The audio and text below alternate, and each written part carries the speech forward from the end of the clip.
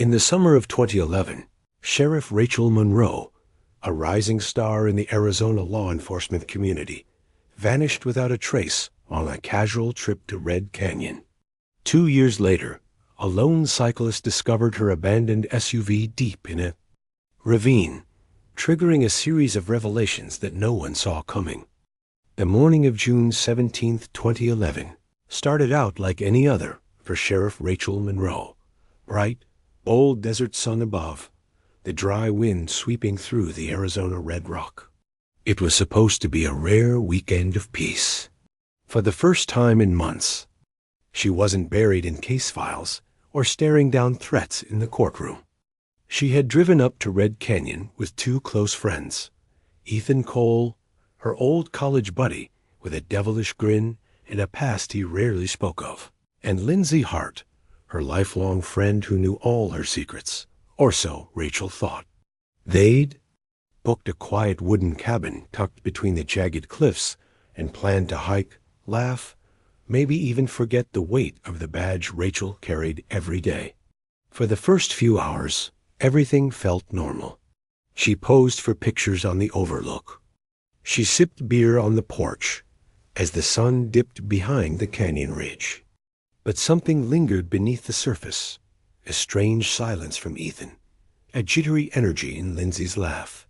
Rachel, always instinctive, felt it. She just couldn't place it. Around noon, Rachel's phone rang. She glanced at the screen, her smile fading. The call was from her office, urgent. Something had shifted in a case she'd been building for weeks, the Lockwood trafficking case. Her colleagues needed her back. Just a quick drive to town and back, she told Ethan and Lindsay, grabbing her keys. They offered to drive with her, but she refused. She was the sheriff. She could handle a 45-minute drive on her own. As she got into her silver Jeep Cherokee, her friends stood by the cabin steps. Lindsay waved. Ethan just stared, arms crossed, saying nothing. A slight frown crossed Rachel's face, but she shrugged it off. She had a job to do. She buckled up, started the engine, and pulled away. That was the last time anyone saw Rachel Monroe.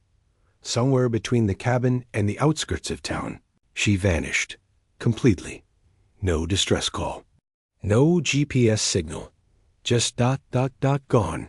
The sun had barely set when her office called Lindsay. Had she returned?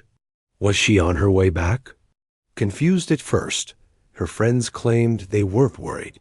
She probably stopped for gas, Ethan said. But deep in Lindsay's eyes, something flickered. Panic or guilt? By the next morning, when Rachel still hadn't shown up, her team reported her missing.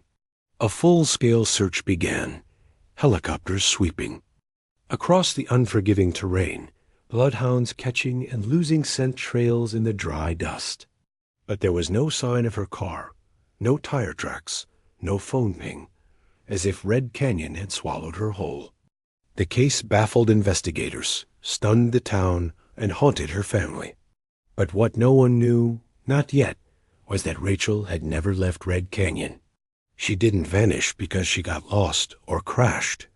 She vanished because someone wanted her gone, and the answers were closer than anyone imagined, right inside that cabin, standing beside her, waving goodbye with a secret buried deeper than the canyon itself. By sunrise on June 18th, the desert air had shifted. What began as mild concern over a delayed return had curdled into full-blown fear. Sheriff Rachel Monroe was missing, and no one could explain how a seasoned officer, with years of tactical training and survival instincts, could simply disappear on a road she'd driven hundreds of times. Her team was already on high alert. By 8 a.m., an official search operation was launched.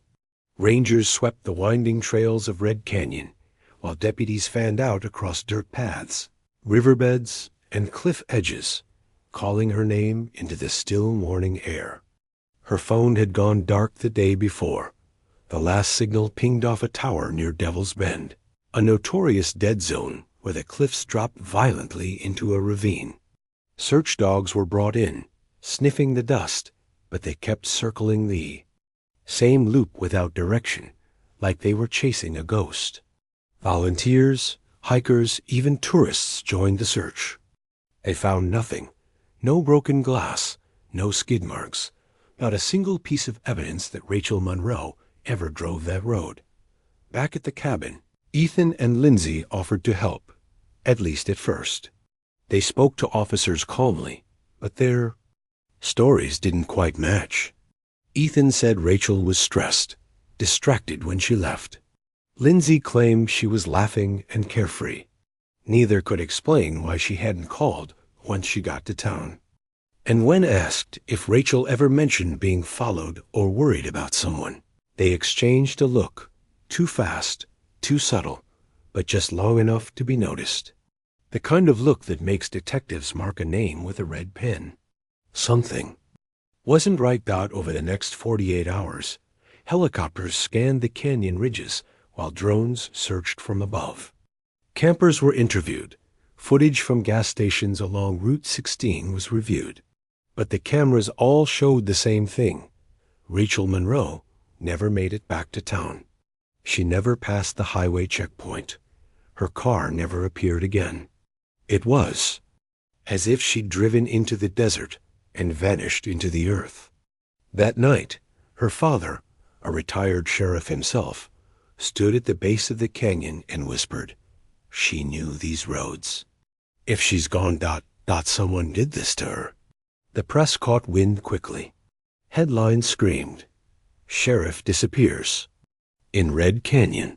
Some theorized she ran away, that she was cracking under pressure. Others suggested foul play, maybe from one of the many criminals she'd helped put behind bars. But beneath every theory lurked a single terrifying truth. Rachel was out there somewhere, and if she was still alive, the clock was running out. But something darker was brewing, something even her closest allies hadn't admitted. Behind the silence, behind the tears, someone already knew what happened to Rachel. Someone was watching the search, quietly satisfied. And while the world kept searching for a missing sheriff, a darker story was just beginning to unfold. One of obsession, betrayal, and a secret that had been planned long before that cabin trip ever began. It was a sweltering morning in late July 2013, 2 full years since Sheriff Rachel Monroe vanished, when a twist of fate finally cracked the silence wide open.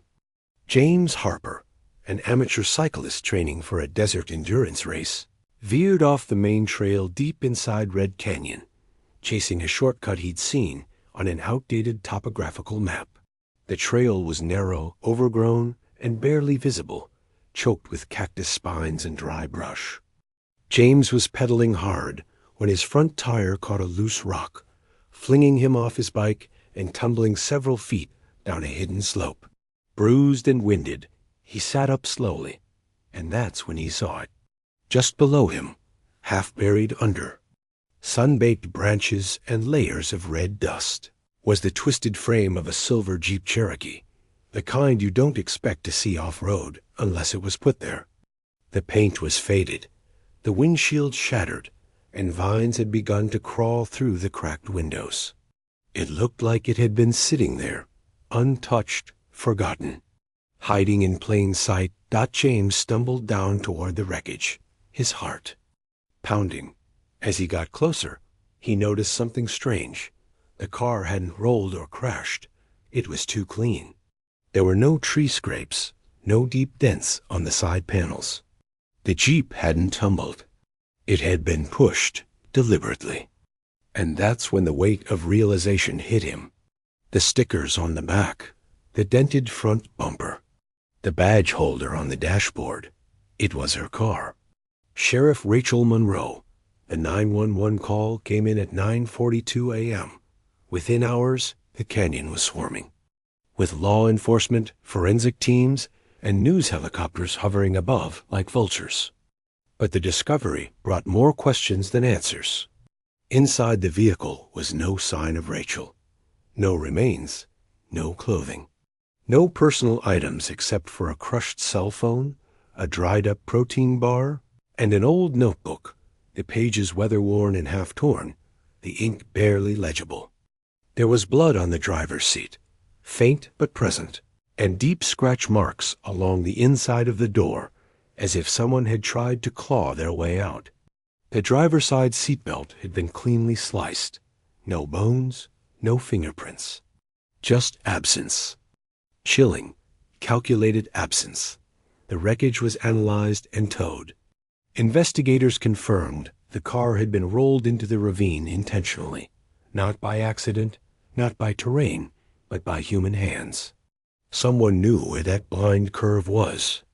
Someone waited until nightfall, staged the scene, and made damn sure no one would find it. And for 2 whole years, no one had. The press exploded with headlines again. Missing sheriff's car found in Canyon Graveyard. But now, something darker stirred beneath the public frenzy. A sense of dread, of unfinished business. Because if Rachel's car had been hidden that well, ... then who hid it? And more importantly, where was her body? Someone had gone to a lot of trouble to make Rachel disappear. And now that their secret had been exposed, that someone was watching. From the shadows, wondering what the police might find next, and whether they were already too close. As investigators combed through the wreckage of Rachel Monroe's Jeep, a chilling theory began to surface. One that no one wanted to say aloud at first, not even the seasoned detectives. This wasn't just a crash site. It was a message. A warning. Someone had gone to extraordinary lengths to erase the final moments of a sheriff's life. And for 2 years, they had succeeded. But now that the car had been found, buried under brush and time, the illusion of an accident was crumbling fast. The cut seatbelt, the scratch marks on the door, the lack of any impact debris, it all painted a different picture. Rachel didn't lose control of her vehicle. She was forced off the road.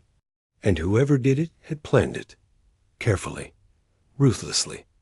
They had waited for the right moment, stalked her movements, and struck with surgical precision.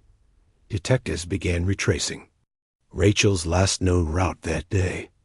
They pulled highway footage, gas station cams, traffic logs, anything. Hours of grainy video passed with nothing, until one frame made their hearts stop. Just 10 miles from Red Canyon, Rachel's Jeep appeared on a highway cam. A second. Later, a black SUV entered the frame behind her. Same lane, same direction. A 2-second gap. That SUV stayed behind her for the next 3 cameras. Then, nothing. Both vehicles vanished. That SUV had no plates visible, no front damage, nothing traceable. But it was there, watching her, following her. This single detail reignited the case. The media had a new headline. Was Rachel Monroe targeted? Her colleagues, once hopeful, now wore hollow expressions. Because if she was followed, if someone was hunting her, then the list of suspects wasn't short. Rachel had made enemies in her time as sheriff. She had locked up cartel runners, exposed corrupt officers, and shut down a major trafficking ring just months before her disappearance. The name Lockwood kept coming up, a case that disappeared off the radar after Rachel vanished. Some even speculated she had learned something she was never meant to know. But as detectives dug deeper, another possibility began to surface, one far more terrifying than a stranger with a grudge. What if the person who followed Rachel wasn't a criminal, but someone she knew, someone who knew her schedule, knew she was alone that day, knew that canyon well enough to hide a car for 2 years? Suddenly, eyes turned back to the cabin, to the people she left behind, to Ethan and Lindsay, the 2 friends who claimed to be the last to see her alive. Ethan, who had once been arrested years ago after a bar fight, a case quietly dismissed by Rachel, and Lindsay, who seemed overly cooperative but never once joined a single search party. The pieces weren't lining up. Someone had followed Rachel that day, not out of random chance, but with intent, with revenge in their heart. And now that her car had been found, the question wasn't just who killed Rachel Monroe. It was how long had they been planning it, and how close were they to getting away with it. It started with a sentence, a single line buried in. An hours-long interview that changed everything. 2 weeks after Rachel Monroe's Jeep was found, detectives brought Ethan Cole back in for questioning. Officially, it was a routine follow-up. Unofficially, suspicion had started to coil tightly around him. He came in calm, casual, just as he always had. But something had changed. The investigators had spent days reviewing his timeline, picking apart his every word from the original statements in 2011. And this time, they asked a simple question. What was Rachel wearing when she left the cabin that day? Without hesitation, Ethan answered, blue hoodie, gray hiking pants. Same thing she wore in the pictures that morning. Silence followed. The detectives glanced at each other. That detail had never been made public. No press releases. No witness accounts. The only people who knew what Rachel wore that day were the ones who saw her, and the one who took her dot from that moment. The lie began to unravel like a noose snapping loose from its knot. Ethan's face shifted slightly. Not fear, but calculation. He knew he'd slipped. For the first time, his confident facade cracked. Investigators leaned in harder, revisiting everything. Lindsay Hart, who had mostly faded from attention, was brought in again, this time more aggressively. And under pressure, her answers started to wobble. She stuttered. Her eyes darted. She contradicted herself on basic facts. What time? Rachel left. What route she said she'd take. Whether Ethan went back inside the cabin or stayed outside, watching her drive off. But one detail stood out above all. Lindsay said Ethan left the cabin for a walk, just minutes after Rachel drove away, alone, for nearly an hour, in the opposite direction of the trails. And no one could confirm where he went. Then came the biggest break in the case, a letter slipped anonymously into Rachel's sister's mailbox. Handwritten, no signature. Just a single line. I know what happened to Rachel. Ethan kept her. She didn't die that night. The handwriting was matched. It was Lindsay's, and suddenly everything shifted. Detectives confronted her with the letter. At first, she denied it. Then she begged for a lawyer. Then she broke. In a trembling, tear-choked voice, Lindsay confessed. Ethan had planned the whole thing.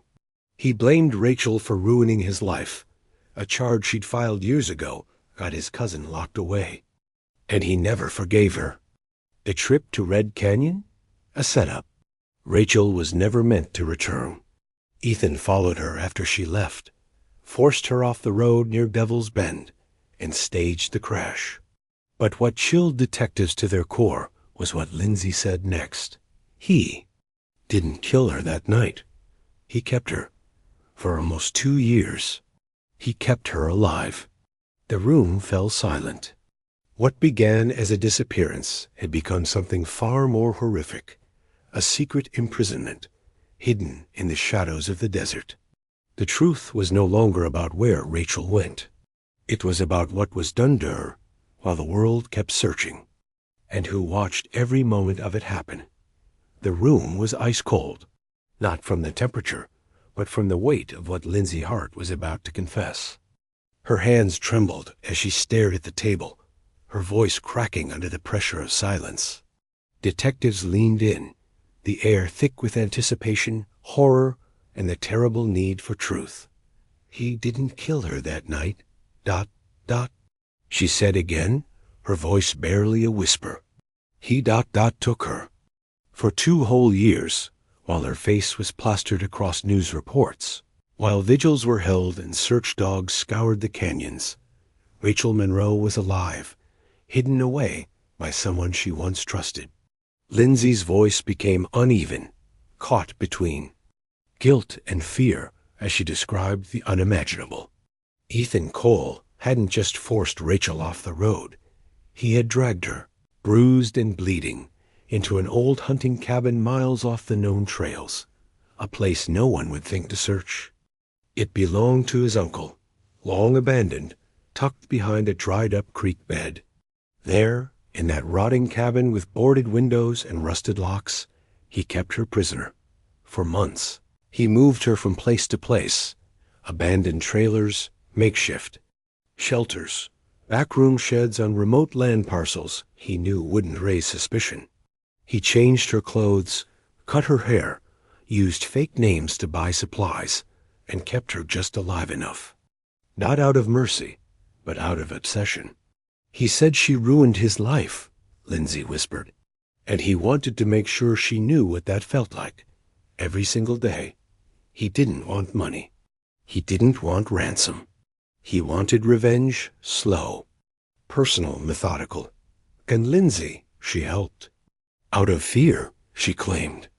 At first, just dropping off food, then medicine, then staying silent, too scared to defy him, too ashamed to come forward. But the horror didn't end there. One night, during a storm in late 2012, Rachel fought back. She broke a pipe off the wall and attacked Ethan when he came to deliver food. She nearly got away. She made it as far as the highway, barefoot, half-starved, but Ethan caught her before she reached the road. That night, he snapped. The beatings were worse, the threats more violent. And after that, she was never the same. Weeks later, Lindsay came by for a supply drop, and Rachel was gone. Ethan told her she had tried to escape again, that it was taken care of. He never said the words. He didn't have to. The silence in the cabin told the whole story. As Lindsay finished her confession, the room was silent. No one moved, no one breathed. A detective stepped out, his hands shaking. The team had cracked hundreds of cases, but this one felt different. It wasn't just murder. It was torture in slow motion, stretched over 600 days. A sheriff, a protector, turned into a ghost by the people she trusted most. And now that the truth was out, there was only one question left. How do you sentence someone for stealing 2 years of someone's soul? The courtroom was packed, suffocating with silence. Press lined the back walls. Rachel's family sat in the front row, clutching tissues and worn photographs. And Ethan Cole, pale, defiant, cold, sat with his hands cuffed and face blank. As stone, the world finally saw the monster behind the mask. His arrest had been swift after Lindsay's confession, but the trial was a slow, methodical storm. The prosecution laid out their case with brutal precision. Every hidden location, every fake ID Ethan used to move through towns undetected, every lie he told to keep Rachel Monroe sealed off from the world. For 7 weeks, the court listened to a nightmare brought to life. Maps of the desert, photos of the abandoned cabins, audio from Lindsay's confession, and the forensic evidence recovered from the Jeep, blood that matched Rachel's DNA, and the partial boot print near the canyon's edge that matched Ethan's hiking boots exactly. But it was the notebook, found under a floorboard in the final location Ethan used, that broke the hearts of even the hardest officers. In shaky handwriting, dated months after she was declared missing, Rachel had written, "I don't know if anyone's still looking, but I have to believe they are. I have to believe someone will find me." That single sentence echoed through the courtroom like a ghost's whisper, a voice from the grave still waiting to be heard. When her father took the stand, his words were raw and sharp. He didn't just steal her life. He tried to bury her spirit. But she wrote, she fought, and now we're here because she never gave up. Ethan's defense tried to argue. Mental instability, trauma, even denial, but it collapsed under the weight of evidence and cruelty. The jury deliberated just 3 hours. Guilty on all counts. First-degree murder, aggravated kidnapping, unlawful imprisonment, obstruction of justice, and psychological torture. When the verdict was read, Ethan didn't flinch. But Rachel's mother did. She broke down, not in grief, but in exhausted relief. After years of nightmares, of holding on to hope, and then having it torn away, they finally had a name to blame, a face to hate. A sentence to deliver. The judge gave Ethan Cole 60 years to life. No parole, no mercy. The gavel came down like thunder. As he was led away, someone in the gallery yelled, "Burn in hell." He didn't turn around. Lindsay Hart, in exchange for her full cooperation and guilty plea, received 15 years for accessory to kidnapping and obstruction. Her sentencing was quieter, colder. She cried, but no one comforted her. She had helped bury Rachel's life. Now she'd be buried in concrete and steel. Outside, candlelight vigils lit up across Arizona. Rachel's badge was retired, her name etched into the memorial wall for fallen officers. But justice, as it always does, came late. And as her sister sat outside the courthouse, holding Rachel's photo, he tried to silence her. But now, the whole world knows her name. Red Canyon looks the same. Sunburned cliffs, whispering winds, shadows that stretch long in the evening light. But for those who know what happened, the ground feels heavier now. Rachel Monroe's name is etched in stone at the memorial wall, but her story still lives in the silence between desert winds. Her family visits once a year, leaving behind a single blue flower, the same shade as the hoodie she wore that day. Her badge, recovered from the floorboards of Ethan's final hideout, now rests in a glass case at the sheriff's department, cracked but not broken.